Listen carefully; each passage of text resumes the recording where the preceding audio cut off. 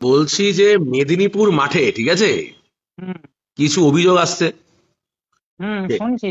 মেয়েরা মানে আমাদের কিছু বন্ধু, যাদের মানে বান্ধবী যাদের ওই দিনকে মাঠ পড়েছিল কালকে, তারা সবাই বলছে নাকি হাইট নাকি একটু আগে যেরকম মেজারমেন্ট দেওয়া হয়েছিল তার থেকে নাকি কিছু কম দেখাচ্ছে। মানে একটু চেপে মেজারমেন্ট হচ্ছে নাকি, খুবই মানে কম কম হচ্ছে মা। আচ্ছা, তাহলে ধরো কারুর এরকম যদি এরকম হয়ে যায়, ঠিক আছে তো, যে হুম এই চাপতে গিয়ে হাইটটা কম হয়ে গেল, হুম। তাহলে তো সে বাদ পড়ে গেল। হ্যাঁ, বাদ পড়ে গেল, হাইটে মাপ আচ্ছা, নেওয়া হতো যদি একবার। এইরকম ক্ষেত্রে সিচুয়েশন ঘটে, ঠিক আছে, হুম আমি শুনলাম নাকি অ্যাডমিট কার্ডের মধ্যে তোমাদের হুম একটা হুম এই ব্যাপারে আলোচনা করা আছে অলরেডি। হুম। এরকম ঘটনা ঘটলে কি হবে, কি একটু ভালো করে বলো তো। ওই অ্যাডমিট কার্ডের 11 নম্বর প্যারায় বলা আছে, আচ্ছা। যদি কারোর হাইট যা আছে তার মানে তার যদি নিজে সে স্যাটিসফাই না হয় বা তাকে কম করা হচ্ছে বলে মনে হয়, মোট কথা সে যদি স্যাটিসফাই না হয়, তাহলে সে ওই মাঠেরই রিক্রুটমেন্ট রেঞ্জ অফিসার বলেন একজন অফিসার আছেন, সর্বোচ্চ ওই মানে ওই মাঠের মানে যে সর্বোচ্চ কর্তা। চেয়ারপারসন আর কি, তাই হ্যাঁ, তো? রিক্রুটমেন্ট রেঞ্জ রেঞ্জ বোর্ডের যে চেয়ারপারসন, আর এর সাথে ওনাকে ওখানে। পিআরবি বোর্ডের তো কোনো সম্পর্ক হ্যাঁ, নেই, তাই তো? না না না না, এনার সাথে কোনো পিআরবি বোর্ডের কোনো সম্পর্ক নেই। ওনাকে একটা চিঠি লিখতে হবে।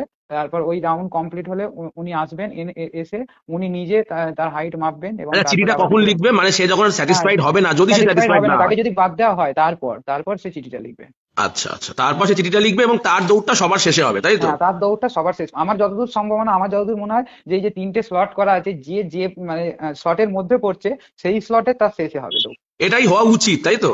হ্যাঁ হ্যাঁ হ্যাঁ। এবার কি হচ্ছে না হচ্ছে সেটা তো সেটা দেখতে এখনো হবে। পরিষ্কার নয়, হ্যাঁ, কারণ পরিষ্কার হয়নি সবে এখনো ব্যাপারটা। একদিন হয়েছে, আরো কিছুদিন আস্তে আস্তে দিন যত যাবে তত ক্লিয়ার হবে আচ্ছা, ব্যাপারটা। ওনাকে যদি চিঠি লেখা যায়, চিঠি লিখলে কি উনি কি ব্যাপারটা সে দেখবেন, মানে তাই তো হ্যাঁ হিসাব হ্যাঁ বলছে, হ্যাঁ তাই তো? হ্যাঁ, উনি নিজে এসে মেজারমেন্টটা করবেন। আচ্ছা আচ্ছা।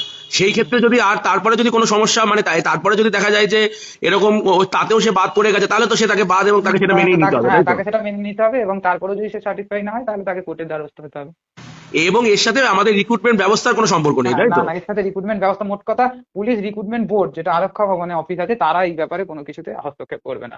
এইখানে সর্বোচ্চ আধিকারিক হলো রিক্রুটমেন্ট বোর্ডের, মানে রিক্রুটমেন্টের যে মাঠের রেঞ্জ অফিসার, অর্থাৎ একজন ডিআইজি থাকেন, তিনি সর্বোচ্চ মানে তিনি এই ফিজিক্যালের সর্বোচ্চ কর্তা। তিনি যদি বলেন ফিট তাহলে ফিট, তিনি যদি বলেন যে তিনি ফিট মানে মেজারমেন্টে ফিট নয় তাহলে ফিট নয়। এর সাথে পিআরবি কোনোভাবেই মানে ওনার ডিসিশনের ওপর পিআরবি হস্তক্ষেপ করবে না। আচ্ছা, তারপর সে যদি দেখা যায় যে ফিজিক্যালি ফিট, মানে হুম ফিজিক্যাল মেজারমেন্টে ফিট, তাহলে তো সে হুম। পিইটি অর্থাৎ ফিজিক্যাল এফিসিয়েন্সি টেস্ট, মানে দৌড়ের জন্য সে এলিজিবল হয়ে গেল এবং তখন সে দৌড়াবে তার জন্য আবার, তাই হ্যাঁ তো? হ্যাঁ হ্যাঁ হ্যাঁ হ্যাঁ, তারপর চিন্তা করবে। যদি একজনও থাকে, একজনের জন্য আবার দৌড় করানো হ্যাঁ, হবে, তাই তো? একজনেরই মাঠ হবে। ব্যাস ব্যাস ব্যাস, ঠিক আছে ঠিক আছে ঠিক আছে, আমি তথ্য পাঠিয়ে দিচ্ছি। ঠিক। ঠিক আছে। হুম।